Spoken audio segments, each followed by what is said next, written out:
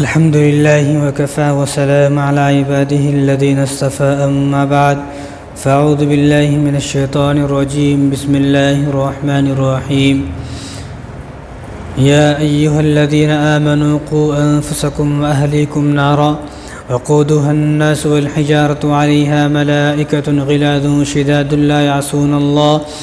لا يعصون الله ما أمرهم ويفعلون ما يؤمرون. وقال تعالى في مقام آخر قد أفلح من تزكى وذكر اسم ربه فصلى. وقال النبي صلى الله عليه وسلم من ترك الصلاة متعمدا فقد كفر او كما قال علیہ الصلاۃ والسلام. میرے محترم دوستو، عزیز ساتھیو، جیسا کہ میں نے پچھلے جمعے کچھ نماز کے متعلق باتیں بتائی تھی، تو وہی باتوں کو اس جمعے مکمل کرنا ہے. تو بتانے کا مقصد یہ ہے کہ رمضان کے آنے سے پہلے ہم نمازی بن جائیں. ہر مسلمان جو ہے اور رمضان کے آنے سے پہلے جو ہے وہ مسجدوں میں آنے والا بن جائے، کہ کسی طرح اس کی زندگی میں جو ہے وہ نمازوں پر آمادہ ہو جائے، کہ نماز پڑھنے والا بن جائے. ہر مسلمان رمضان جب تک نہیں آیا، چلو ٹھیک ہے، مسجد سے دور تھے، لیکن رمضان سے آنے سے پہلے آدمی جو ہے نمازی بن جائے. تو نمازی بننے کے واسطے نماز کے فضائل معلوم ہونی چاہیے، کہ نماز پڑھنے کا فائدہ کیا ہے، اور نماز نہیں پڑھوں گا تو اس کا نقصان کیا ہے. تو بتانے کا مقصد رمضان سے پہلے صرف یہی ہے کہ رمضان سے آنے سے پہلے کہ ہر مسلمان، مرد ہو عورت ہو، سب کے سب، بوڑھے ہو جوان ہو بچے ہوں، کوئی بھی ہو، بالغ ہو عاقل ہو، اور ہر مسلمان جو ہے وہ نمازی بن جائے. بتانے کا مقصد یہی ہے، کیونکہ آج کل چلو مرد تو کیسے بھی آ جاتے ہیں، نماز پڑھ لیتے ہیں، لیکن عورتیں نماز میں بہت زیادہ غفلت برتتی ہیں. کچھ لوگوں کی اور کچھ عورتوں کی سوچ یہ ہے کہ نماز جو ہے مردوں کے واسطے، ہمارے واسطے نہیں ہے. حالانکہ ایسا نہیں ہے. اگر ایسا ہوتا تو حضرت فاطمہ کو نماز پڑھنے کی ضرورت کیا تھی؟ پھر انہوں نے تو زندگی میں کبھی نماز نہیں چھوڑی. تو نماز مردوں کے لیے بھی عورتوں کے لیے بھی برابر ہے. جو نماز چھوڑنے کا گناہ مرد کو ہوگا، وہی گناہ عورت کو بھی ہوگا. جو وعیدیں مرد کے لیے ہیں نماز کو چھوڑنے پر، وہی وعیدیں جو ہے عورت کے لیے بھی ہیں. جو فضیلتیں مرد کے لیے ہیں پڑھنے پر، وہی فضیلتیں عورت کے لیے بھی ہیں. بوڑھا ہو جوان ہو، کوئی بھی ہو، عورت ہو مرد ہو، ہر تمام مسلمانوں کے لیے، چاہے وہ کسی بھی طبقے کا ہو مسلمان، سب کے لیے نماز چھوڑنے پر برابر وعید ہے، اور نماز پڑھنے پر سب کے لیے برابر فضیلت ہے. تو جہاں سے میں نے پچھلے جمعہ چھوڑا تھا وہیں سے انشاءاللہ شروع کروں گا. تو پچھلے جمعہ آخری بات یہ تھی کہ اللہ تبارک و تعالیٰ جب کوئی آدمی مر جائے گا تو اللہ تبارک و تعالیٰ فرشتوں کو بھیجیں گے کہ اس کے پاس جاؤ سوال کرو. تو فرشتے 3 سوال کریں گے: من ربو کا، من نبیو کا، ما دینو کا، کہ تیرا رب کون ہے، اور تیرا دین کیا ہے، اور تیرے نبی کون ہے. تو ہر آدمی سے یہ سوال ہوں گے. جو آدمی نمازی ہوگا، چاہے وہ عورت ہو مرد ہو، عورت بھی کان کھول کر سنیں کہ جو عورتیں ہوں گی تو وہ بھی یہ بول دیں گی کہ میرا رب اللہ ہے، اور میرے نبی جو ہیں وہ رسول اللہ صلی اللہ علیہ وسلم ہے، اور جو میرا دین ہے وہ اسلام میرا دین ہے. جو آدمی یا جو عورت نمازی ہوگی وہ تو یہ بات بول دیں گے. لیکن جس نے کبھی نماز پڑھی نہیں، چاہے وہ عورت ہو مرد ہو، تو اللہ معاف کرے، اللہ رحم فرمائے ایسے لوگوں پر، ایسی عورتوں پر، تو وہ تو فرشتوں کو دیکھ کے بول دیں گے تو ہی میرا رب ہے، تو ہی میرا نبی ہے، تو ہی میرا اسلام ہے، مجھے کچھ پتہ نہیں ہے، اور بس سب کچھ جو بھی کچھ ہے وہ تو ہی ہے. تو جس نے یہ بول دیا سب کچھ تو ہی ہے، تو اس آدمی کو فوراً یا اس عورت کو فوراً اٹھا کر جہنم میں ڈال دیا جائے گا. نماز وہ چیز ہے کہ اللہ تبارک و تعالیٰ اس سے بہت جلدی راضی ہوتے ہیں. یعنی نماز سے زیادہ جلدی راضی ہونے والا کوئی کام نہیں ہے. جتنی جلدی آدمی نماز کے ذریعے سے اللہ تبارک و تعالیٰ کو راضی کر سکتا ہے، اتنی جلدی کسی اور چیز سے اللہ تبارک و تعالیٰ کو راضی نہیں کر سکتا آدمی. ابو داؤد شریف کی روایت ہے، حضرت حذیفہ بن یمان رضی اللہ تعالیٰ فرماتے ہیں کہ جب بھی آپ صلی اللہ علیہ وسلم کو کوئی مصیبت آتی، کوئی تکلیف آتی، کوئی پریشانی آتی، تو فوراً رسول اللہ صلی اللہ علیہ وسلم نماز کی طرف متوجہ ہوتے.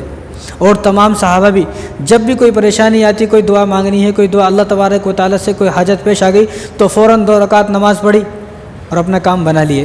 اور ہمارا مسئلہ تو بالکل الگ ہے. جب ہمارے کو کوئی پریشانی آتی، جب مسجد کو نہیں آتے، جب بالکل خالی ہیں، اب کوئی کام نہیں ہے، اب بالکل خالی ہوں، میرے پاس کوئی کام ہے نہیں، بالکل فارغ ہوں، چلو بھائی چلو مسجد کو جائیں گے. تو ایسا آدمی نمازی نہیں ہے. نمازی آدمی تو وہ ہے کہ نماز کا ٹائم ہو گیا، چاہے کتنی بھی بڑی پریشانی ہو، وہ تمام کے تمام چھوڑ کر مسجد کو آ جائے. تو اللہ تبارک و تعالیٰ جو خوش ہوتے ہیں سب سے زیادہ، وہ نماز پڑھنے سے خوش ہوتے ہیں اور نمازی سے خوش ہوتے ہیں. اور جو آدمی نماز پڑھتا ہے تو اللہ تبارک و تعالیٰ اس کے لیے جنت کے 7 دروازوں کو کھول دیتے ہیں. تو چاہے جس دروازے سے داخل ہو جا، جس دروازے سے تیرا دل کرے اس دروازے سے داخل ہو جا. اور جو آدمی نماز پڑھتا ہے وہ آدمی تو اللہ تبارک و تعالیٰ کی حفاظت میں آ جاتا ہے، چاہے وہ مرد ہو چاہے عورت ہو، دونوں بھی. یہ دونوں کے لیے ہیں باتیں، آج جو باتیں ہو رہی ہیں دونوں کے لیے ہیں. اور دین کی تو ہر بات دونوں کے لیے، مرد کے لیے بھی عورتوں کے لیے بھی. لیکن یہ جو باتیں ہیں نمازوں کی، یہ دونوں کے لیے ہے کہ جو عورت یا مرد جو بھی نماز پڑھتے ہیں وہ اللہ تبارک و تعالیٰ کی حفاظت میں آ جاتے ہیں. اور سب کو معلوم ہے کہ ہمارے ساتھ کچھ شیطان لگے ہوئے ہیں، ہر آدمی کے ساتھ شیطان لگے رہتے ہیں. تو جو آدمی نماز پڑھتا ہے اس کا شیطان بالکل کالا کلوٹا رہتا ہے. تو دوسرا شیطان بولتا بھائی میں گورا ہوں نا، میں موٹا تازہ ہوں، گورا ہوں، چٹا ہوں، میں سب کچھ سفید ہوں، تو اتنا کالا کیوں ہو گیا؟ تو وہ بڑا افسوس اور اپنے سر پر ہاتھ مار کر بولتا ہے یار میرے لیے افسوس ہے. کیا افسوس ہے؟ کہ میری ڈیوٹی جس کے پاس ہے، کیونکہ جو ابلیس ہے بڑا شیطان اس نے ڈیوٹی لگائی ہوئی ہے. تو یہ کہتا ہے کہ میری ڈیوٹی جس انسان کے پاس ہے، جس مسلمان کے پاس ہے، وہ نمازی ہے. جب بھی وہ نماز پڑھتا ہے تو میرا چہرہ اور کالا ہو جاتا ہے، جب وہ نماز پڑھتے پھر اور کالا ہو جاتا ہے. وہ اتنا نماز پڑھتا ہے کہ اس کے نماز پڑھنے کی وجہ سے میں بالکل کالا کلوٹا ہو گیا. تو شیطان ہمارا کالا ہونا چاہیے. تو قیامت کے دن جس کا شیطان جتنا زیادہ کالا ہوگا وہ آدمی اتنا جلدی جنت میں چلے جائے گا. لیکن ہمارا شیطان اب کالا نہیں ہے، ہمارا شیطان تو گورا چٹا ہے، بالکل سفید ہے. تو ہمیں اپنے اس شیطان کو کالا کرنا ہے. اور جو آدمی نماز پڑھتا ہے اور شیطان اس آدمی کو نماز پڑھتے ہوئے دیکھتا ہے تو شیطان کی ہڈیاں ٹوٹ جاتی ہیں، شیطان چور چور ہو جاتا ہے. جیسے پتھر کو چور چور کر دیتے ہیں تو ایسے ہی شیطان کی ہڈیاں ٹوٹ جاتی ہیں، شیطان پریشان ہو جاتا ہے اور شیطان بالکل ریزہ ریزہ ہو جاتا ہے، بکھر جاتا ہے. اس طرح ایک واقعہ ہے، شیطان جو ہے نا اس آدمی سے ڈرتا بھی ہے جو آدمی نماز پڑھتا، اور شیطان چاہتا بھی نہیں کوئی مسلمان نماز پڑھے. شیطان نہیں چاہتا کوئی مسلمان نماز پڑھے. ایک آدمی تھا مسجد کو آیا، جب مسجد کے پاس آیا تو مسجد کے پاس جو ہے وہ بارش کا موسم تھا، برسات کا موسم تھا، تو کیچڑ ہوئی تھی، چکڑ تھی. تو اس کی ٹھوکر لگی، وہ چکڑ میں گر گیا، اس کے پورے کپڑے خراب ہو گئے. انہیں پھر اٹھا مسجد کو، وہ اپنے گھر گیا، غسل کیا، دوسرے کپڑے بدلے، پھر جو ہے مسجد کو آیا. جب دوبارہ مسجد کو آیا پھر ٹھوکر لگی اس کو راستے میں، پھر گرا، پھر اس کے کپڑے خراب ہوئے، پھر واپس گھر کو گیا، پانی نہایا اور غسل کیا اور پھر نئے کپڑے پہن کے پھر مسجد کو آیا دوسری مرتبہ. تیسری مرتبہ پھر آیا مسجد کو، پھر ٹھوکر لگی، جیسے گرنے والا تھا نا، شیطان آیا. شیطان نے اس کو پکڑا. ان کو نہیں معلوم شیطان ہے، شیطان انسان کی شکل میں آیا. تو ان کو پکڑا، اٹھایا اور اپنے ساتھ ایک لالٹین لے کے آیا. اس زمانے میں چراغ ہوتے تھے، لالٹین، تو لالٹین لے کے آیا چراغ، اور کہا کہ میں آپ کو حضرت مسجد تک چھوڑتا ہوں، آپ میرے چراغ کے سائے میں چلے، کیونکہ فجر کی نماز کا وقت تھا، وہ اندھیر تھا. اب وہ چراغ لے کر گیا مسجد میں، ان کو چھوڑ دیا. انہوں نے مسجد سے نماز پڑھی تو باہر آئے، دیکھا تو وہ آدمی چراغ لے کے وہ باہر ٹھہرا ہوا ہے، کیونکہ انہیں تو نماز نہیں پڑھتا نا، اس کو نماز کی کیا ضرورت ہے. اب یہ حیران ہو گئے، بھئی یہ تو کون ہے، تو میرے کو جو ہے مسجد تک چھوڑنے آیا، چراغ لے کر آیا، اور تو خود کہیں کو نہیں آیا مسجد میں نماز پڑھانا. تو نے کہ نہیں تم جاؤ، تمہارا کیا کرنے کا ہے، تمہارے کو راستہ دکھا دیا، میں راستہ بتا دیا، تم چلے جاؤ. انہوں نے کہا کہ نہیں مجھے پتا تو کون ہے. اس نے کہا کہ یار میں شیطان ہوں. انہیں حیران ہو گئے، شیطان تو آدمی جو ہے نماز سے روکتا ہے لوگوں کو، لیکن تو کیسا شیطان ہے جو مجھے مسجد تک چھوڑنا آیا ہے، یہ عجیب بات ہے. تو شیطان نے کہا کہ جب تو پہلی مرتبہ آیا تھا نا تو گرا، تیرے گرنے کی وجہ سے تو پھر گھر کو گیا، غسل کیا، نئے کپڑے پہنے، تو تیرے اس عمل کی وجہ سے، تیرے عمل اللہ تعالیٰ کو اتنا پسند آیا کہ تیرے اس عمل کی وجہ سے اللہ تبارک و تعالیٰ نے تیرے سارے گناہ معاف کر دیے، تیرے سارے گناہ معاف. تو معلوم ہی ہوگا کہ جو آدمی نماز پڑھنے مسجد سے آتا ہے تو اس کے گناہ معاف ہو جاتے ہیں. اب شیطان نے کہا دوبارہ جب تو آیا اور تجھے ٹھوکر لگی، پھر غسل کیا، پانی نہایا، پھر مسجد کو آیا، تو یہ عمل دوبارہ کا اللہ تبارک و تعالیٰ کو اتنا پسند آیا کہ تیرے اس عمل کی وجہ سے اللہ تعالیٰ نے تیرے گھر والوں کی مغفرت فرما دی، جتنے تیرے گھر میں لوگ ہیں سب کی مغفرت. اب اگر تو تیسری مرتبہ گر جاتا تو مجھے ڈر تھا کہیں اللہ تبارک و تعالیٰ تیرے پورے خاندان کی مغفرت نہ فرما دے، اس لیے میں تیسری مرتبہ آیا کہ تیرے خاندان کی مغفرت نہیں ہونے دوں گا، میں تجھے خود مسجد چھوڑ کر آؤں گا. تو آدمی بھی حیران ہو گیا کہ شیطان اس کو چھوڑنے آیا. تو شیطان بھی اس آدمی سے ڈرتا ہے، اور شیطان کسی مسلمان کو اچھے کام نہیں کرنے دیتا، اچھے عمل نہیں کرے. اس لیے شیطان نے ہم سب کو بہکایا ہوا کہ ہم لوگ جو ہے مسجد سے دور ہیں. تو یہ سوچیں کہ میں مسجد میں آؤں گا اور ہمارا حال تو ہے ذرا ٹھوکر لگ گئی، ذرا سی مار لگ گئی تو مسجد کو نہیں آتے. بھئی میرے کو کیا ہوا، چوٹ لگ گئی، پھوڑے ہو گئی، پھنسیاں ہو گئی، اور میرے کو یہ بیماری ہو گئی، وہ بیماری ہو گئی، ذرا سے بہانے پہ نماز کو چھوڑ دیتے. تو جو آدمی مسجد کو آتا ہے تو اللہ تبارک و تعالیٰ آنے کی برکت سے ہی اس کے گناہوں کو معاف فرما دیتے ہیں۔ اور رسول اللہ صلی اللہ علیہ وسلم نے ارشاد فرمایا، یہ مسند احمد کی روایت ہے، ابو ذر غفاری رضی اللہ تعالیٰ عنہ فرماتے ہیں کہ مجھے رسول اللہ صلی اللہ علیہ وسلم ایک جگہ لے گئے، ایک درخت کے نیچے لے گئے اور سردیوں کا موسم تھا، تو رسول اللہ صلی اللہ علیہ وسلم وہاں لے گئے اور حضور نے اس درخت کو ہلایا، سردیوں کا موسم تھا، اس درخت کو ہلایا، جب درخت کو ہلایا تو اس کے پورے پتے نیچے گر گئے، تو حضور نے فرمایا کہ ابو ذر تم نے دیکھا کہ میں نے پیڑ کو ہلایا پورے پتے گر گئے؟ کہا کہ ہاں رسول اللہ میں نے دیکھا۔ تو فرمایا کہ جس طرح ایک آدمی مسجد میں آتا ہے، نماز پڑھتا ہے، تو نماز کی برکت سے اس کے گناہ بھی اسی طرح جھڑ جاتے ہیں جس طرح اس درخت کے پتے جھڑ گئے۔ لیکن ہم لوگ نہیں چاہتے کہ میرے گناہ بھی جھڑے، ہم لوگ تو نہیں چاہتے بالکل بھی۔ اسی طرح نسائی شریف کی روایت ہے، حضرت سلمان فارسی رضی اللہ تعالیٰ عنہ حدیث کا راوی ہیں، تو انہوں نے بھی اسی طرح کی حدیث فرمائی کہ حضور مجھے درخت کے پاس لے گئے اور درخت کو ہلایا اور مجھ سے بھی یہ فرمایا کہ دیکھو سلمان، جس طرح اس درخت کے پتے جھڑ گئے، ٹوٹ گئے، نیچے بکھر گئے، گر گئے، اسی طرح ایک آدمی جب نماز کو مسجد میں آتا ہے تو نماز پڑھنے کی برکت سے جب وہ مسجد سے باہر جاتا ہے تو سارے گناہوں کو اللہ تبارک و تعالیٰ اسی طرح اس کے بدن سے جو ہے، اس کے جسم سے، اس کی عادت سے، اس کے روح سے اسی طرح جھاڑ دیتے ہیں جس طرح ایک درخت سے پتے جھڑ گئے۔ اور بخاری شریف کی روایت ہے، ابو ہریرہ رضی اللہ تعالیٰ عنہ فرماتے ہیں کہ رسول اللہ صلی اللہ علیہ وسلم نے فرمایا کہ ابو ہریرہ، کیا خیال ہے اس آدمی کے بارے میں کہ جس آدمی کا ایک گھر ہے اور اس گھر کے آگے ایک نہر ہے، بڑی نہر، سمندر ہے کوئی پانی کا، اور روزانہ دن میں 5 مرتبہ اس میں غسل کرتا ہے وہ، یعنی جب بھی گھر سے باہر نکلے گا تو اس کو نکل کے جانا پڑتا، ایسا گھر ہے، تو جب بھی وہ دن میں 5 مرتبہ کہیں جاتا ہے تو دن میں 5 مرتبہ جب وہ اپنے گھر سے نکلے گا اور سمندر میں غوطہ لگائے گا، دریا میں، تو جب نکلے گا اس کے بدن پر کوئی گناہ باقی رہے گا، وہ کوئی میل کچل باقی رہے گا؟ نہیں رہے گا۔ کہا کہ نہیں یا رسول اللہ، یہاں تو کوئی آدمی دن میں 1 مرتبہ غسل کر لے انہیں بھی صاف ہو جاتا، تو جو آدمی دن میں 5 مرتبہ غسل کر لے وہ بھی دریا میں، دریا کا پانی تو ویسے بھی جو ہے کتنا جو ہے عزیز پانی ہوتا ہے اور کتنا خوبصورت پانی ہوتا ہے، تو دریا کے اندر حضور نے فرمایا کہ دریا کے اندر دن میں 5 مرتبہ غسل کر لے تو اس کے بدن پر کوئی میل کچل باقی نہیں رہتا۔ تو اسی طرح حضور نے فرمایا کہ ابو ہریرہ، یہ بخاری کی روایت ہے، کہ جو آدمی دن میں 5 مرتبہ نماز پڑھ لیتا ہے تو اللہ تبارک و تعالیٰ بھی اس کے اسی طرح گناہوں کو ختم فرما دیتے ہیں، جس طرح اس آدمی کے بدن پر میل کچل باقی نہیں ہے تو اس آدمی کے نامہ اعمال میں بھی کوئی گناہ باقی نہیں رہتا، سارے گناہ ختم ہو جاتے ہیں۔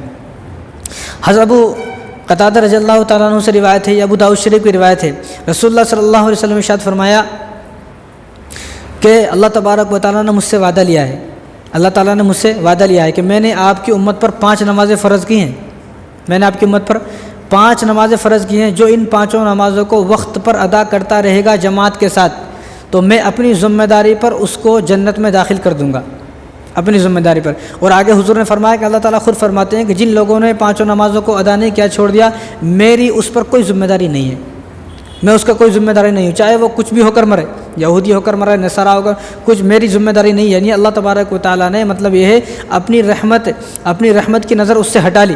اللہ تبارک و تعالیٰ کے جو قدرت کا ہاتھ تھا، جو رحمت کاملہ تھی، اللہ تبارک و تعالیٰ جو رحم فرماتے تھے قیامت کے دن، اس سے ہاتھ اٹھا لیا ہے، اور اللہ تبارک و تعالیٰ کی نظر رحمت سے جو دور ہو گیا اس آدمی کا تو جہنم میں جانا بالکل طے ہے۔ حضرت عبداللہ بن مسعود رضی اللہ تعالیٰ عنہ سے روایت ہے، اگلی حدیث سنیں آپ، طبرانی شریف کی روایت ہے، حضرت عبداللہ بن مسعود رضی اللہ تعالیٰ حدیث کا راوی ہیں، حضور نے فرمایا کہ ہر نماز کے وقت ایک فرشتہ آواز لگاتا ہے، ایک فرشتہ ہر نماز کے وقت جب بھی اذان ہوتی ہے تو آواز لگاتا ہے کہ ابن آدم اٹھو، اے مسلمانوں، ایمان والے اٹھو، اور نماز کے ذریعے سے اس آگ کو، جو آگ تم نے اپنے اوپر گناہوں کے ذریعے سے جلائی ہوئی ہے، اس آگ کو بجھاؤ۔ تو حضور نے فرمایا کہ چنانچہ نیک لوگ ہوتے ہیں، جو نیک لوگ ہوتے ہیں تو وہ مسجد کو جاتے ہیں، وضو کرتے ہیں، نماز پڑھتے ہیں، اور نماز پڑھنے کے بعد جب وہ نماز پڑھ لیتے ہیں تو اپنے اوپر جو آگ جلی ہوئی ہے اس آگ کو بجھا لیتے ہیں، یعنی گناہ ختم ہو گئے۔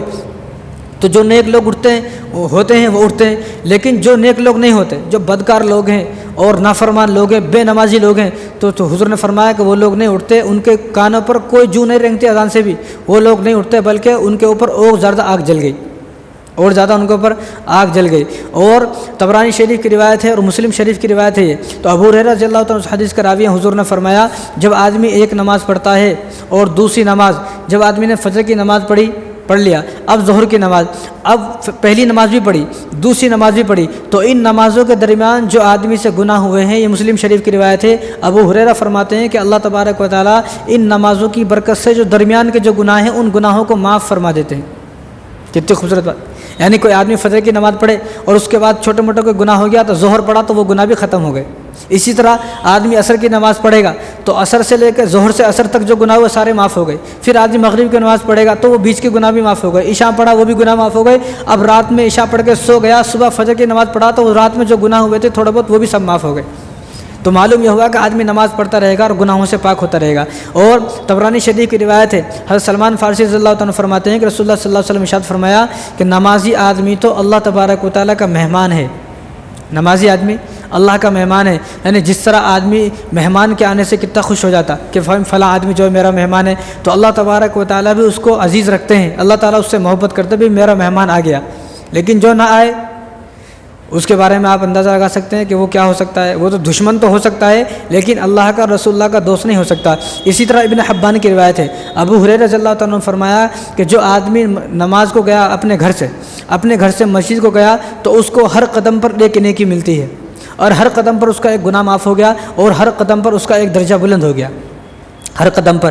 اب جو آدمی جتنے قدم 5 وقت کی نماز میں جتنے بھی قدم مسجد کی طرف رکھے گا اتنے ہی اس کے نامہ اعمال میں جو ہے نیکیاں جمع ہو گئی۔ اب ایک آدمی اگر 40 سال تک لگ کر نماز پڑھتا ہے، 50 سال تک لگ کر نماز پڑھتا ہے، بالغ ہونے سے لے کر اپنی وفات تک کم سے کم 40-50 سال تو بنتے ہیں، تو نہ جانے کتنی نیکیاں اس کے نامہ اعمال میں جمع ہو گئی۔ یہ کتنا خوش نصیب ہوگا کہ کل قیامت کے دن اس کا نامہ اعمال جو ہے نیکیوں سے بھرا ہوگا۔ اور ترمذی شریف کی روایت ہے، حضرت انس رضی اللہ تعالیٰ فرماتے ہیں کہ رسول اللہ صلی اللہ علیہ وسلم ارشاد فرمایا کہ جو آدمی 40 دن تک تکبیر اولیٰ کے ساتھ جماعت سے نماز پڑھ لے، یعنی جماعت سے نماز جب اقامت ہو رہی ہو، جب تکبیر ہو رہی ہو تو یہ آدمی وہاں پر موجود ہو، تو جو آدمی 40 دن تک جماعت کے ساتھ نماز پڑھ لیتا ہے، اس کی رکعت نہیں چھوٹتی، تو اللہ تبارک و تعالیٰ اس کو 2 تحفے عطا کرتے ہیں، اس کو 2 تحفے ملتے ہیں۔ ایک تحفہ تو یہ ہے کہ اللہ تبارک و تعالیٰ اس کو جہنم سے آزاد فرما دیتے ہیں 40 دن نماز پر۔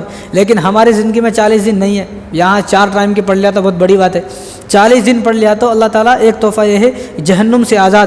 دوسرا تحفہ یہ ہے کہ یہ نفاق سے بری ہو جاتا ہے، یعنی جو کام منافق کر رہے ہیں وہ کام یہ نہیں کرے گا، نفاق سے بری ہو جائے گا، یعنی منافقوں کی جو حرکتیں وہ حرکتیں یعنی گناہوں کی طرف نہیں چلے گا۔ اللہ تبارک و تعالیٰ اس کو نماز کی برکت سے جو ہے وہ صراط مستقیم پر چلائیں گے۔ تو کتنے خوبصورت آدمی کو 2 تحفے مل گئے، تو ہر آدمی یہ تمنا کرے کہ میری پوری زندگی میں کم سے کم پوری زندگی میں کوئی 40 دن تو ایسے ہوں کسی سال کہ میں نے ان 40 دنوں میں جو ہے لگ کر نماز پڑھی ہے، میری 40 دن کے اندر ایک بھی نماز قضا نہیں ہوئی۔ حضرت ابو قتادہ رضی اللہ تعالیٰ سے روایت ہے، یہ بھی ابو داؤد شریف کی روایت ہے، تو حضور صلی اللہ علیہ وسلم ارشاد فرمایا کہ جو آدمی 5 وقت کی نماز پڑھے گا تو اللہ تبارک و تعالیٰ کا وعدہ یہ ہے کہ اللہ تبارک و تعالیٰ اپنی ذمہ داری پر اس آدمی کی مغفرت فرما دیتے ہیں۔ 5 وقت کی نماز پابندی سے پڑھے گا، لیکن یہاں پابندی نہیں ہے، یہاں پر تو جب دل کرتا ہے جب نماز پڑھتے ہیں ہم لوگ تو ایسے ہیں۔ تو مسند احمد کی روایت ہے، حنظلہ رضی اللہ تعالیٰ سے روایت ہے کہ رسول اللہ صلی اللہ علیہ وسلم ارشاد فرمایا کہ جو نماز کو ضروری سمجھے، جو آدمی نماز کو ضروری جانے، ضروری سمجھے، اور یہ سمجھے کہ یہ بھی میرا ایک کام ہے، جس طرح آدمی کاروبار کو ضروری سمجھتا ہے، دکان کو ضروری سمجھتا ہے، اور صبح اٹھنا، پانی نہانا، کپڑے پہننا اور کھانا کھانے کو ضروری سمجھتا ہے، جو آدمی اس طرح نماز کو ضروری سمجھتا ہے تو اللہ تبارک و تعالیٰ اس کے بدن پر جہنم کی آگ کو حرام فرما دیتے ہیں۔ بتاؤ اور کیا چاہیے؟ اب اگر کوئی آدمی یہ سوچتا ہے کہ میرے بدن پر جہنم کی آگ حرام ہو جائے تو نمازوں کو ضروری سمجھو۔ نمازوں کو ضروری سمجھنے کا مطلب یہ نہیں ہے کہ چیختا رہو ہاں بھائی نماز بھی پڑھنے کا ہے، نماز بھی پڑھنے کا ہے، یہ کہنا نہیں ہے، بلکہ عمل کر کے دکھانا ہے۔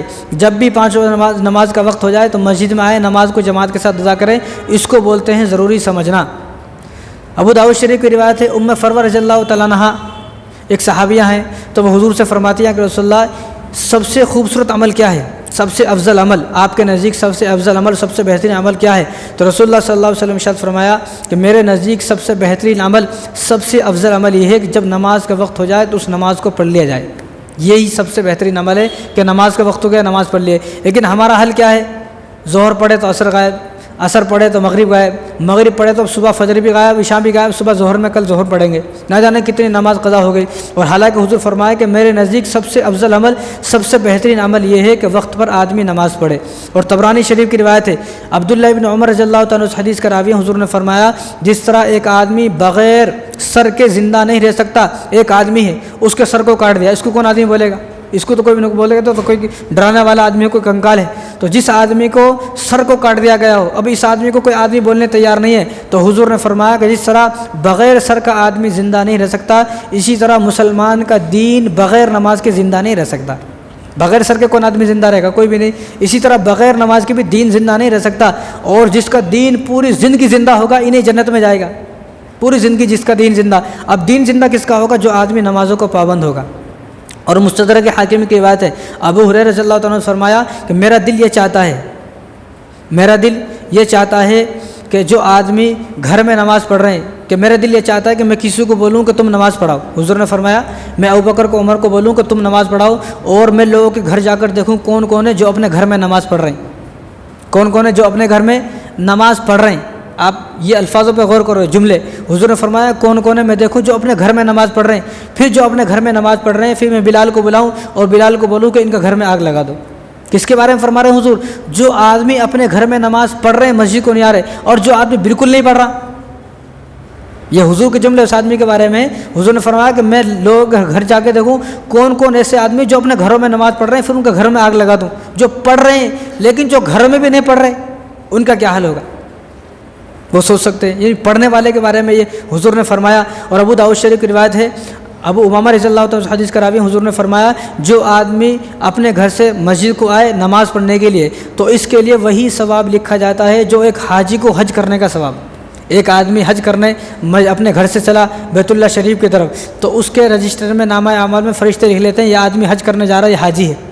تو جس طرح ایک حاجی کو ثواب ملا، تو اسی طرح ایک نمازی آدمی جو اپنے گھر سے مسجد کو آتا ہے نماز پڑھنے کے لیے، تو اللہ تبارک و تعالیٰ بھی اس کو وہی ثواب عطا فرماتے ہیں جو ایک حاجی کو ثواب ملتا ہے۔ ابن خزیمہ کی روایت ہے، اگلی حدیث سنیں آپ، ابو ہریرہ رضی اللہ تعالیٰ حدیث کا راوی ہیں، حضور نے فرمایا کہ جو اگر کسی آدمی کو کوئی رشتہ دار کھو گیا، کوئی گم گیا، اب بھی بہت سارے لوگ جو ہے گم جاتے، پھر ان کے پوسٹر لگاتے بھائی تلاش گم شدہ ہے، ہمارا آدمی گم گیا، اس کو جو ڈھونڈو۔ اب یہ آدمی جو گم گیا اور اچانک سے مل گیا تو کیسا خوش ہو جاتا وہ آدمی، ارے میرا فلاں بچہ گم گیا تھا، وہ جب گما تھا پرسوں 3-4 دن ہو گئے، آج مل گیا تو کیسا خوش ہو جاتا۔ تو حضور نے فرمایا کہ جو آدمی نماز کو آتا ہے، مسجد کو آتا ہے، تو جس طرح رشتہ دار اپنے رشتہ دار کے گم ہو جانے کے وجہ سے پریشان ہوتے ہیں، جب وہ مل جاتا ہے تو اچانک اس کے آنے کی وجہ سے خوش ہو جاتے ہیں، تو اللہ تبارک و تعالیٰ بھی اپنے اس بندے سے اسی طرح خوش ہو جاتے ہیں جو آدمی مسجد کو آیا۔ تو اللہ تعالیٰ کو خوش کرنا ہے، یہ سوچے کہ میرے اللہ مجھ سے ناراض ہیں، خوش ہے۔ اگر اللہ آدمی یہ بات تو آدمی بالکل آسانی سے اندازہ لگا سکتا ہے کہ اللہ مجھ سے خوش ہے، ناراض ہے۔ اگر میں مسجد کو بار بار آ رہا ہوں تو یہ سوچے کہ اللہ مجھ سے راضی ہیں، اللہ مجھ سے خوش ہے، اللہ نے جنت کے دروازے میرے لیے کھول دیے ہیں۔ اگر میں نہیں آ رہا ہوں مسجد کو تو یہ سوچے کہ اللہ تعالیٰ مجھ سے اب ناراض ہو چکے ہیں۔ اور یہ بخاری کی روایت ہے، ابو ہریرہ رضی اللہ عنہ فرماتے ہیں کہ جو آدمی جتنی مرتبہ مسجد کو آتا ہے اتنی ہی مرتبہ اللہ تبارک و تعالیٰ اس کے لیے جنت میں مہمان نوازی کا انتظام فرماتے ہیں۔ اگر کوئی مہمان ہمارے گھر کو آیا تو اگر وہ 3 دن ہے تو ایسا نہیں بھائی 3 دن کا پرانا کھانا اس کو کھلاتے، باسی کھانا نہیں، ہر دن اس کے لیے نیا کھانا بناتے، ہر دن اس کے لیے سوچتے ہیں کہ بھائی آج اس کے واسطے یہ فلاں کھانا بنائے، فلاں کھانا بنائے۔ اپنے مہمان کے لیے آدمی کیسا انتظام کرتا۔ تو حضور بھی یہ فرما رہے ہیں کہ جو آدمی جتنی مرتبہ مسجد میں آتا ہے اتنی ہی مرتبہ اللہ تبارک و تعالیٰ اس کے لیے جنت کو بھی سجاتے ہیں اور جنت میں اس کے لیے مہمان نوازی کا انتظام بھی فرماتے ہیں۔ اور مسلم شریف کی روایت ہے، حضرت عثمان بن عفان رضی اللہ عنہ حدیث کا راوی ہیں، کیا فرمایا آپ صلی اللہ علیہ وسلم نے کہ مسجد جو آدمی آئے نماز پڑھے، تو مسجد صرف آیا نماز پڑھا تو اس کی برکت سے اس کے تمام جو چھوٹے گناہ صغیرہ گناہ سارے معاف ہو گئے۔ اب نماز پڑھنے کے بعد یہ آدمی توبہ کرے گا تو کبیرہ گناہ بھی معاف ہو گئے۔ تو کتنا آسان، اتنا آسان ہے اپنے گناہوں کو معاف کروانا، نہایت ہی آسان، لیکن ہم لوگ نہیں چاہ رہے ہمارے گناہ معاف ہوں۔ اسی طرح ایک حدیث ہے جس کو حضرت مولانا پیر ذوالفقار صاحب نے اپنی کتاب خطبات فقیر جلد نمبر 3 میں اس حدیث کو نقل کیا ہے۔ فرمایا آپ نے حضرت نے کہ جب ایک آدمی نماز پڑھتا ہے تو اللہ تبارک و تعالیٰ اس کی طرف سے ایک فرشتوں کو حکم دیتے ہیں، ایک فرشتے کو اللہ تعالیٰ حکم دیتے ہیں، تو فرشتہ اللہ تعالیٰ سے پوچھتا ہے اللہ کیا کروں؟ تو اللہ کا حکم یہ ہوتا ہے کہ جو جنت کے اندر جو نہر ہے، جنت کے اندر جو نہر ہے اس نہر کے اندر غوطہ لگاؤ۔ تو فرشتہ جاتا ہے اور اس نہر کے اندر غوطہ لگاتا۔ اب اس نہر کے اندر غوطہ لگا کر فرشتہ نکلا، وہاں سے ڈوب کر نکلا، تو حضور نے فرمایا کہ اس کے بدن سے اب جتنے قطرے نکلیں گے، ایک آدمی نہاتا ہے، نہانے کے بعد اس کے بدن سے اتنے قطرے ٹپکتے ہیں کہ آدمی گن نہیں سکتا ہے، اتنے قطرے ہوتے ہیں۔ تو جو آدمی نماز پڑھا تو نمازی کی طرف سے اللہ تعالیٰ حکم فرماتے ہیں فرشتوں کو، فرشتہ سمندر میں اور وہاں کا جو دریا ہے اس میں غوطہ لگاتا ہے جنت کے میں، اور وہاں سے نکلا۔ اب اس کے بدن سے جتنے قطرے نکلتے ہیں تو اللہ تعالیٰ حکم یہ ہوتا ہے اللہ تعالیٰ کا کہ اتنے ہی نیکیاں اس کے نامہ اعمال میں لکھ دی جائیں۔ اتنی نیکیاں. اب وہ کتنی نیکیاں ہوں گی.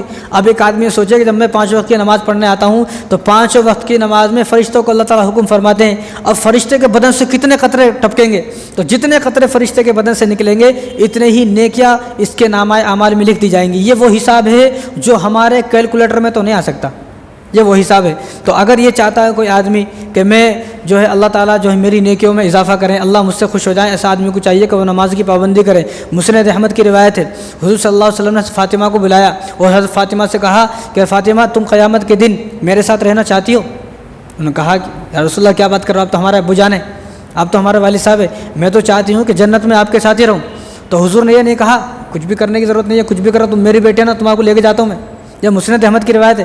حضور نے کہا, حضور نے فرمایا اگر قیامت کے دن تم میرے ساتھ رہنا چاہتی ہو تو کثرت سے سجدے کرو.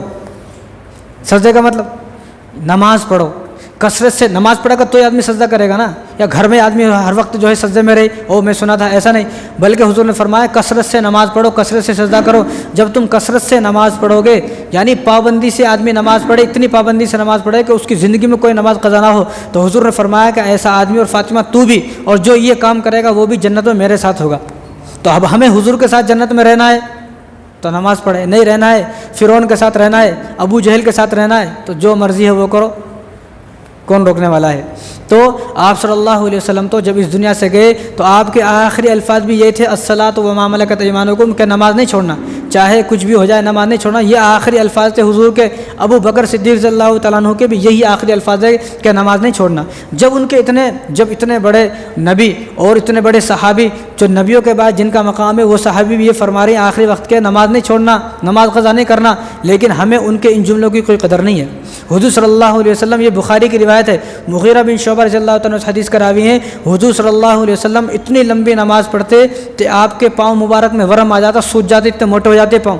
صحابہ پریشان ہوتے, یا رسول اللہ آپ تو بخشے بخشائے ہیں, آپ کی تو نماز کی ضرورت ہی نہیں ہے, آپ تو نبی ہیں, نبی تو بخشے بخشا ہوتے ہیں اور معصوم عن الخطا ہیں, لہٰذا آپ اتنی لمبی نماز پڑھ رہے ہو, پیر سوج جا رہے ہیں, اتنی لمبی نماز پڑھنے کی کیا ضرورت ہے. تو حضور نے فرمایا کہ میں جو نماز پڑھتا ہوں نا, شکرانے کے لیے نماز پڑھتا ہوں کہ اللہ کا شکر ہے, اللہ کا شکر ادا کرنے کے لیے اللہ نے مجھے نبی بنا دیا, میں اللہ کا شکرانے کے لیے, شکر ادا کرنے کے لیے نماز پڑھتا ہوں. یہ حضور صلی اللہ علیہ وسلم شکر ادا کر رہے ہیں جو بخشے بخشائے ہیں, جن کی وجہ سے پوری دنیا کو بنایا. اور ہم لوگ نہ شکرانے کے طور پر نماز پڑھ رہے ہیں, نہ عبادت کے طور پر نماز پڑھ رہے ہیں, نہ بندے ہونے کے طور پر نماز پڑھ رہے ہیں, نہ رسول اللہ صلی اللہ علیہ وسلم کی امت میں آنے کے لحاظ سے نماز پڑھ رہے ہیں, نہ ہم لوگ انسان یا اللہ تیرا شکر ہے مجھے جانور نہیں بنایا, مجھے خنزیر نہیں بنایا, مجھے کتا بلی نہیں بنایا, اللہ تیرا شکر ہے مجھے انسان بنایا. اور ہم لوگ نہ انسان ہونے کے طور پر نماز پڑھ رہے ہیں, نہ ہم خوشی سے نماز پڑھ رہے ہیں, نہ ہم غمی سے نماز. خوشی ہو گئی تو نماز چھوڑ دیا, غم ہوئی تو ارے بھائی میں تو غم میں ہوں, میں نماز نہیں پڑھتا ہوں. یعنی کسی بھی حال میں ہم نماز پڑھنے تیار نہیں ہے. اور یہاں حضور صلی اللہ علیہ وسلم جو بخشے بخشائے ہیں, حضور فرمانا ہے کہ میں اللہ کا شکر ادا کرنے کے واسطے نماز پڑھ رہا ہوں, اور اتنی لمبی نماز پڑھ رہے ہیں. بعض صحابہ فرماتے تھے جب آپ نماز پڑھتے ہو ایسا لگتا ہے کہ آپ کی روح اللہ تعالیٰ نے قبض کر لی ہے, یعنی سجدے میں گئے, اب کئی گھنٹے تک سجدے میں ہیں, کئی گھنٹے تک سجدے میں. تو حضور صحابہ فرماتے کہ ایسا لگتا تھا کہ حضور صلی اللہ علیہ وسلم کی روح قبض کر لے گی, آپ کی جو ہے وفات ہو گئی ہے, جب آپ کو ہلاتے, جب آپ اٹھتے تھے. ان کا یہ عالم ہے. اور ہمارا عالم یہ ہے, اگر ہم نے 3 مرتبہ کی بجائے 6 مرتبہ یا 7 مرتبہ 11 مرتبہ سبحان ربی الاعلیٰ بول دیا تو پیچھے کا آدمی ناراض ہو جاتا, نماز کے بعد ہمارے کو بولتا اتنے لمبے سجدے کرنے کی کیا ضرورت ہے, اتنے لمبے سجدے کی کیا ضرورت ہے, اتنے لمبے رکوع کی کیا ضرورت ہے. اور بھائی جو آدمی پڑھتا ہے اس کو معلوم ہے کہ سجدے کا جو ہے مزہ کیا ہے. حالانکہ رسول اللہ صلی اللہ علیہ وسلم ارشاد فرمایا اقرب ما یکون العبد الی اللہ تعالی فی السجود, کہ آدمی اللہ تبارک و تعالیٰ کے قریب سب سے زیادہ سجدے میں ہوتا ہے. اور آگے حضور نے فرمایا الساجد یسجد قدم الرحمن, جب آدمی سجدہ کرتا ہے تو وہ زمین پر نہیں بلکہ وہ تو اللہ تبارک و تعالیٰ کے قدموں پر سجدہ کرتا ہے. اور ہمارے کتنے بزرگ تو ایسے ہیں جو سجدہ کرتے تھے تو سجدے میں سے اٹھتے نہیں تھے. ان کو بولتے لوگ اٹھتے کیوں نہیں ہو, انہوں نے کہا کہ جب ہم سجدے میں جاتے ہیں تو ایسا لگتا ہے کہ اللہ نے ہمیں پکڑ لیا ہے, اللہ نے ہمیں پکڑ لیا ہے. یہ ان کے جو ہے سجدے میں ان کو اتنا مزہ آتا تھا. یہاں تو سجدے میں مزہ نہیں آ رہا, یوں گئے سجدے میں پھر اٹھ گئے, معلوم نہیں ہو رہا کب سجدہ کرے, 2 مرتبہ ہوا بھی نہیں ہوا, وہ پڑھا بھی نہیں پڑھا, اس کو یہ نہیں معلوم. حالانکہ سجدے میں آرام سے پڑھنا سبحان ربی الاعلیٰ. اب جو آدمی مرضی ہے 3 مرتبہ تو سب سے کم پڑھنا ہی ہے, اس کے زیادہ بھی آپ جتنی چاہے اتنی پڑھ سکتے ہو. لیکن ہمارا سجدوں کا یہ حال ہے کہ کہ بھائی اللہ رحم کرے ہماری سجدے کب ہو جاتے ہیں، کب نماز ہماری مکمل ہو جاتی ہے، ہمارے کو پتہ نہیں لگتا. وہ کبھی کسی اور موقع پر بتاؤں گا آپ کو نماز کس طرح پڑھنی چاہیے. یہاں پر میں آپ کو نماز کے فوائد اور نماز کو چھوڑنے کے جو وعید ہے کیا وہ بتا رہا ہوں. تو حضور نے کیا فرمایا، اقرب ما یکون العبد الی اللہ تعالی فی السجود، کہ اللہ تبارک و تعالیٰ کے سب سے زیادہ قریب بندہ جب ہوتا ہے جب آدمی سجدہ کرتا ہے. تو ہم یہ سوچے کہ ہم لوگ تو جو ہے شکرانے کے طور پہ بھی نماز نہیں پڑھ رہے، اور یہاں حضور کے جو ہے یہ عالم ہے کہ حضور صلی اللہ علیہ وسلم اتنی لمبی نماز پڑھ رہے ہیں پیر سوج جا رہے ہیں آپ کے، تو ہمارا کیا حال ہوگا. اور رسول اللہ صلی اللہ علیہ وسلم کے جو ہے آخری جملے تھے نماز نہیں چھوڑنا، اور ایک نماز کو 10 منٹ سے 10 منٹ 15 منٹ سے زیادہ نہیں لگتے، 10 منٹ. لیکن آج ہمارے پاس 24 گھنٹے میں سے 50 منٹ نہیں ہے. اگر ایک نماز کو 10 منٹ تو 5 نمازوں کو 50 منٹ، لیکن آج ہمارے پاس یہ 50 منٹ بھی نہیں ہے، 50 منٹ نہیں ہے ہمارے پاس اللہ کو دینے کے لیے جس اللہ نے ہمیں پیدا کیا ہے. اگر اللہ چاہے 1 منٹ میں ہماری موت ہو جائے، 1 منٹ میں مر جائے اس دنیا سے چلے، تو کیا جواب دیں گے اللہ کو؟ بھائی کب مرا تو؟ بھائی میں جمعے کے بعد ظہر کے بعد مرا تھا. جمعہ تو چلو سب پڑھ لیتے ہیں، ظہر کے بعد مرا تھا. تو اللہ تعالیٰ فرمائیں گے فرشتوں سے دیکھو ظہر کے بعد مرا تھا نا، اب دیکھو ظہر کی نماز پڑھا نہیں پڑھا، یہ اللہ ظہر کی نماز نہیں پڑھا، فجر نہیں پڑھا، اس سے پہلے عشاء ہی نہیں پڑھا. ٹھیک ہے، اس کو پوچھنے کی ضرورت نہیں ہے، اس کو بغیر حساب و کتاب کے جہنم میں داخل کر دو، پھینک دو اس کو اٹھا کے. تو یہ سوچے کہ یہ ہو سکتا ہے کہ میری آخری نماز ہو. کتنے لوگ جاننے والے یہاں سے مل کے گئے، دوسرے دن خبر آئی مر گئے، وفات ہو گئی، انتقال ہو گیا. کہاں تو بھی مر گئے، ایکسیڈنٹ سے کچھ مر گئے، انتقال ہو گیا. لیکن ہر نماز کو پڑھتے ہوئے سوچے کہ یہ میری آخری نماز ہے، یہ میری آخری نماز ہے. جب آدمی یہ سوچے گا کہ میری زندگی اب ختم ہونے والی ہو سکتا ہے میری آخری نماز ہے، تو آدمی نمازی بن ہی جائے گا. آدمی آج کل مسئلہ یہ ہے کہ آدمی زنا کو، چوری کو بڑا جو ہے جرم سمجھتا ہے، اور کسی کو قتل کرنے کو جو ہے بڑا جرم سمجھتا ہے، اور جو ہے کسی کو بھگا کر لے گیا اس کو بڑا جرم سمجھتا ہے، اور چوری کر لیا، یعنی کوئی بھی ان کاموں کو ہم بڑا گناہ سمجھتے ہیں، ان کاموں کو. لیکن نماز جو ہے وہ ان سب چیزوں سے بڑا جرم ہے. نماز کس طرح حضرت موسیٰ علیہ السلام سب جانتے ہیں آپ. تو ان کے پاس ایک عورت آئی، موسیٰ علیہ السلام کے پاس ایک عورت آئی، کہا کہ اللہ سے میرے لیے دعا کریں کہ اللہ میرے گناہوں کو معاف فرما دے. کہا ٹھیک ہے میں دعا کرتا ہوں، لیکن یہ بتاؤ تم نے گناہ کیا کیا ہے؟ کہا کہ مجھ سے پوچھے مت کہ میں نے کیا گناہ کیا، میں نے بہت بڑا گناہ کیا ہے. تو حضرت موسیٰ علیہ السلام نے جب زیادہ زبردستی کی اس نے بتایا، اس نے کہا عورت نے کہ مجھ سے زنا ہوا، اس زنے سے ایک بچہ ہوا، جب وہ بچہ ہو گیا تو میں نے بچے کو قتل کر دیا. زنا بھی کیا، یہ بھی ایک بڑا گناہ ہے.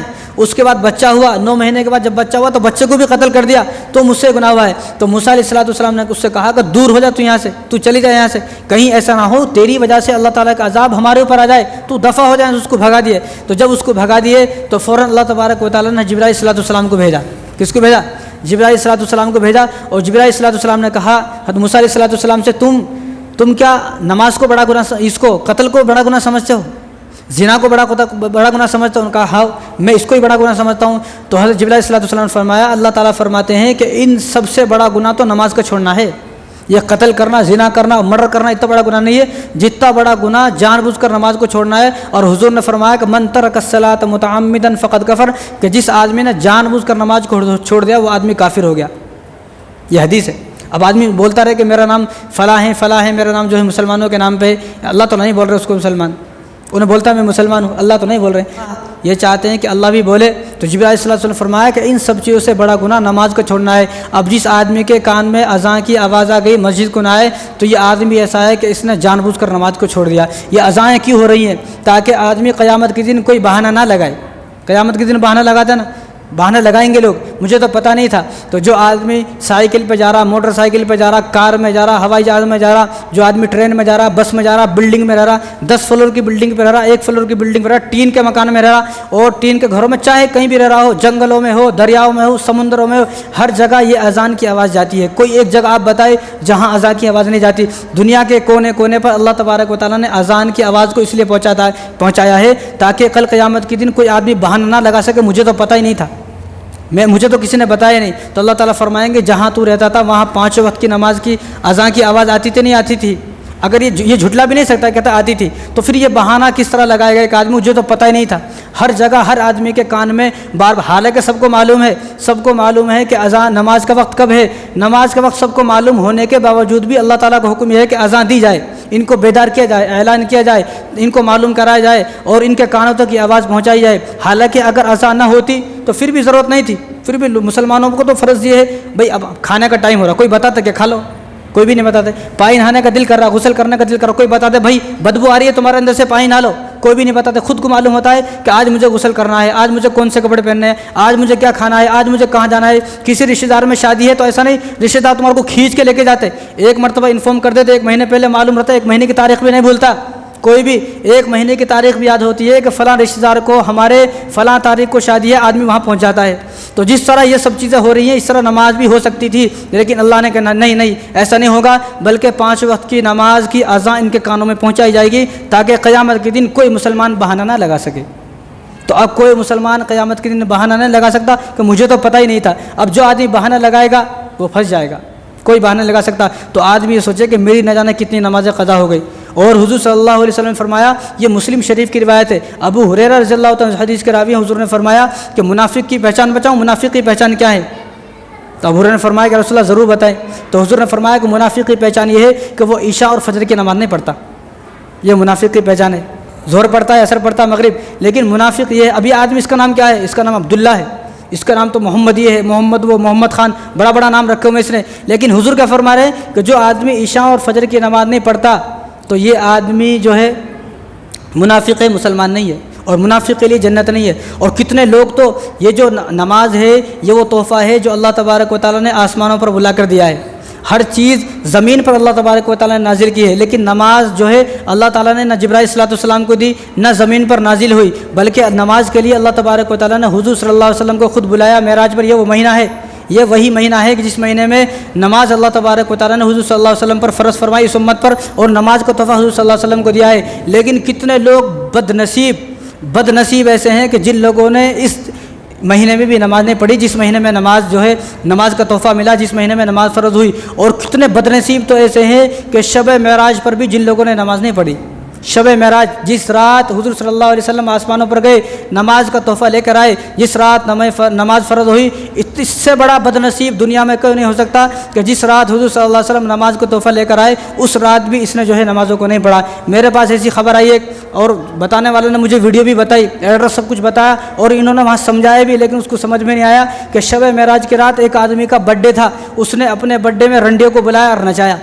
یہاں ہم لوگ دین کی دعوت دے رہے ہیں, دین کی باتیں بتا رہے ہیں, بھائی آج نماز فرض ہوئی ہے اور یہ آدمی ہیپی برتھ ڈے منا رہا اور رنڈیوں کو بلایا, رنڈیوں کو بلا کر رنڈیوں کو نچا رہا. اس نے مجھے ویڈیو بھی بتائی, اور اس آدمی نے جب سمجھایا تو اس نے کہا تمہاری قبر میں تم جاتے, ہماری قبر میں ہم جاتے, تم اپنی فکر کرو, ہمارا کیا کرنے کا ہے, تمہاری فکر کرو, ہم اپنی فکر کریں گے. ہماری قبر میں ہم جاتے, تمہاری قبر میں تم جاتے.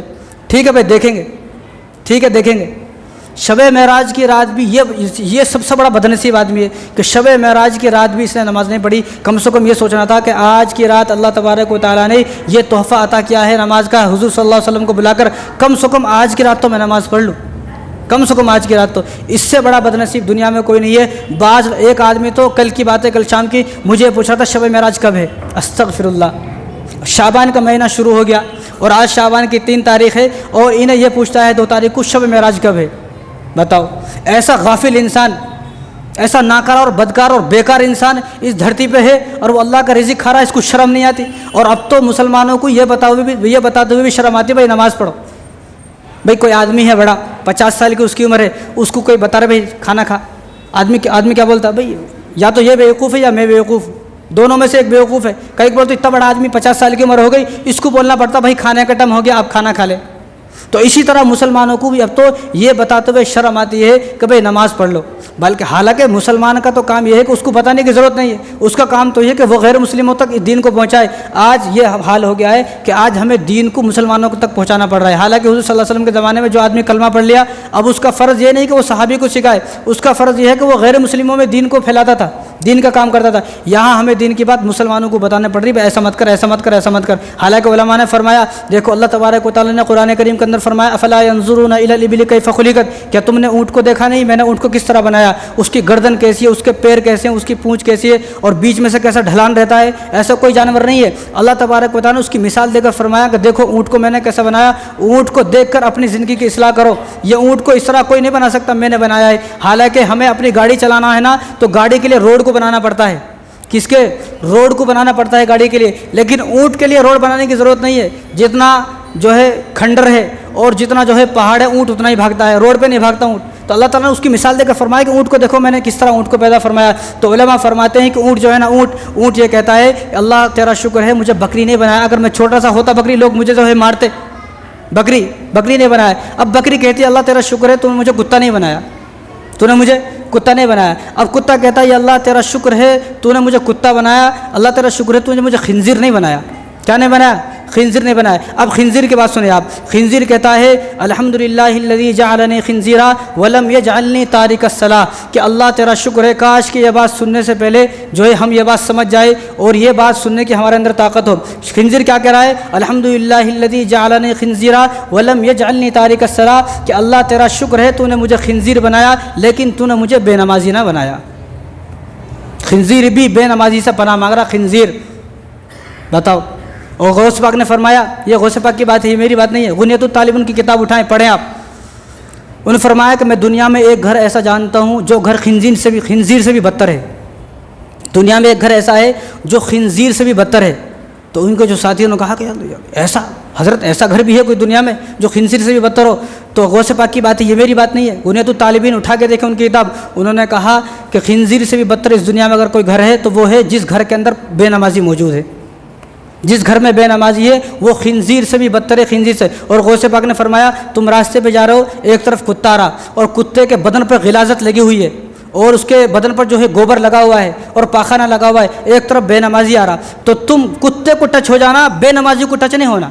کیوں ٹچ نہیں ہونا حضرت, ایسی کیا بات ہے؟ انہوں نے کہا کہ کتے کے جو ٹچ ہو گئے, جو ناپاکی تمہارے اندر لگ گئی, اس ناپاکی کو تم دنیا کے کسی بھی پانی سے دھو سکتے ہو, یہ دھل جائے گی, ختم. لیکن جو بے نمازی ہے اور اس بے نمازی سے ٹچ ہو گئی تو اس کی جو نحوست ہے نا, وہ نحوستیں تمہارے اندر آ جائیں گی. اب یہ نحوست دنیا کا کوئی پانی نہیں دھل سکتا, آب زمزم بھی اس نحوست کو نہیں دھل سکتا. یہ بے نمازی کی نحوست ہے. ایک بڑھیا عمر رضی اللہ تعالیٰ کے پاس آئی, تو جب آ رہی تھی تو تیل چراغ کے لیے تیل لے کے جا رہی تھی. پہلے تو لائٹ نہیں تھی نا, اب تو آن کرو تو کرنٹ آ جاتا, لائٹ آ جاتی. تو وہ چراغ لے کے جا رہی تھی. چراغ لے کے جب جا رہی تھی تو راستے میں اس کو ٹھوکر لگی, وہ چراغ کا وہ جو تیل تھا تیل نیچے گر گیا. اب وہ حضرت عمر کے پاس آئی, انہوں نے کہا کہ زمین میرا تیل پی گئی ہے, مجھے تیل چاہیے. کہا کہ میرے پاس بہت زیادہ تیل ہے, لے کے جاؤ جتنا ہونا. نہیں مجھے تو وہی تیل چاہیے. کیا کہا؟ مجھے تو وہی تیل چاہیے, مجھے کوئی اور تیل نہیں چاہیے. تو بڑھیا کو سمجھایا کافی مرتبہ, تو بڑھیا نہیں سمجھ. انہوں نے کہا کہ مجھے تو وہی تیل چاہیے, مجھے اور کوئی تیل نہیں چاہیے, مجھے تو بس وہی تیل چاہیے. تو آپ نے کہا کہ ٹھیک ہے بھائی. آپ نے جو ہے پین لیا, ایک پرچہ لیا, ایک پرچے پہ کچھ لکھا اور کہا کہ اس پرچے کو رکھنا وہاں پر, اور جہاں تمہارا تیل گرا وہاں اپنے کٹورے کو بھی رکھ دینا, برتن کو بھی, وہ تیل اس میں آ جائے گا. کہا ٹھیک ہے. تو اس پرچے کو لیا اور اس زمین پر رکھا, ایک طرف اس برتن کو رکھا. جیسے اس پرچے کو رکھا, اس پرچے کو رکھتے ہی وہ تیل پورا نیچے سے زمین سے نکلا, تیل زمین سے تیل نکلا, نکلنے کے بعد پورا برتن میں آ گیا.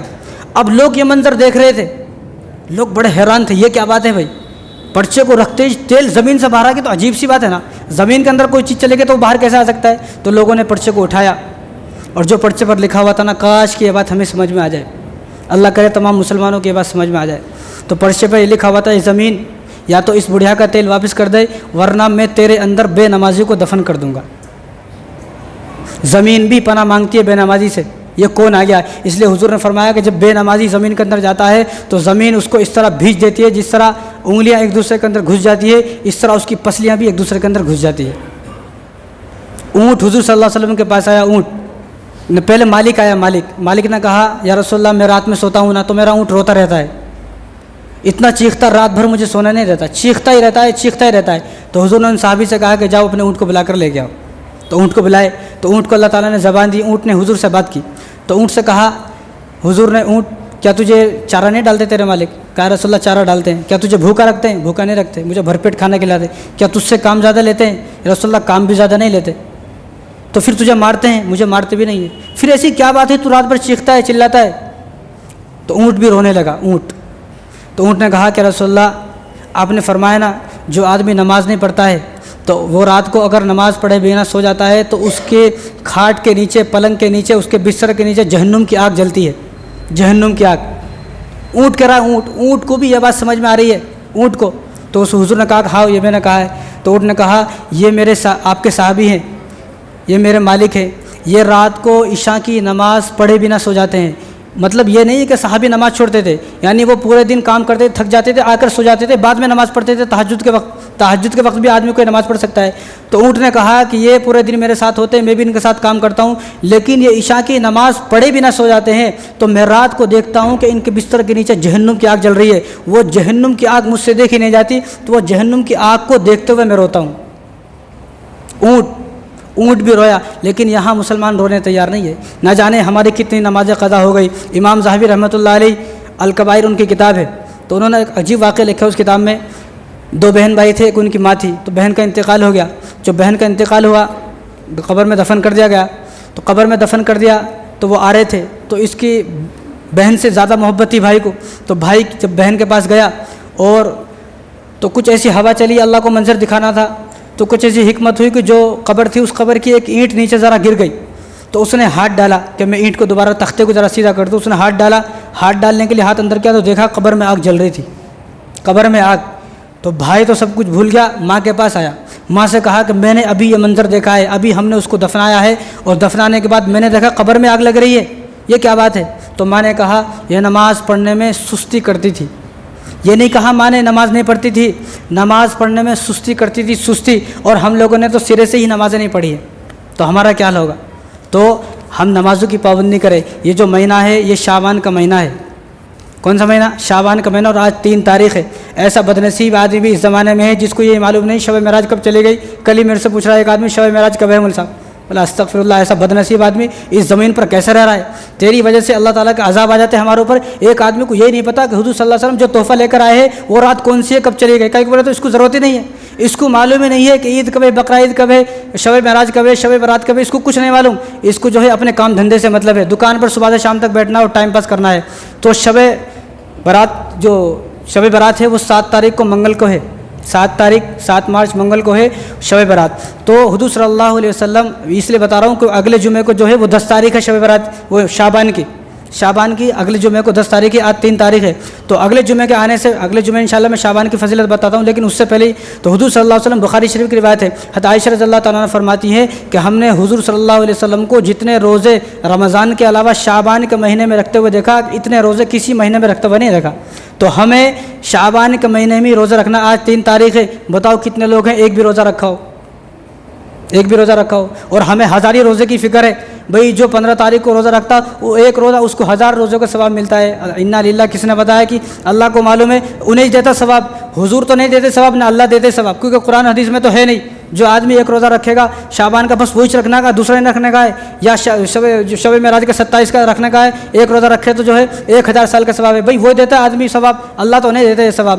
تو جو شعبان کا مہینہ ہے، اس شعبان کے مہینے میں رسول اللہ صلی اللہ علیہ وسلم جو شروع کے 15 دن ہے، ان 15 دنوں میں لگاتار روزے رکھتے تھے تاکہ رمضان کے روزے رکھنے کی عادت ہو۔